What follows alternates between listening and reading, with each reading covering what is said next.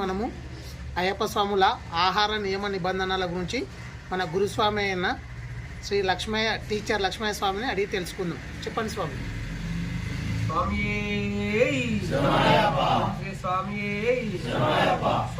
స్వామి ఆహార నియమాలలో భాగంగా ఉదయం పూట పాలు మాత్రం తీసుకోవాలి స్వామి. ప్రతి స్వామి మధ్యాహ్నం పూట మాత్రం ఏకభుక్త భోజనం ఉంటుంది, అంటే ఒకే పూట భోజనం చేయాలి. అది కూడా ఈ మారుతున్న కాలంలో మసాలాలు అవన్నీ వేస్తుంటారు, అవి కాకుండా సాత్విక ఆహారం తీసుకోవాలి స్వామి. సాత్విక ఆహారం తీసుకోవాలి కడుపు నిండా. చివరగా సాయంత్రం పూట అంటే మన పూజ అయిన పిమ్మట అల్పాహారం తీసుకోవాలి స్వామి. ఎందుకంటే ఆ అల్పాహారం కూడా మితంగా, అల్పాహారం అనేది పేరులో ఉంది, అల్పంగా తీసుకోవాలి. నెక్స్ట్ మధ్యాహ్నం పూట భోజనం వచ్చేసి 12 నుంచి 1 మధ్యలో చేయాలి స్వామి. అంటే మారుతున్న కాలంలో పూజలు, ఈ పడి పూజలు, ఇంకా మహాపడి పూజలు జరుగుతాయి కాబట్టి కొద్దిగా సమయం ఎక్కువ అవుతుంది. కానీ గురుస్వాములు ఆలోచించి 1 లేదా 1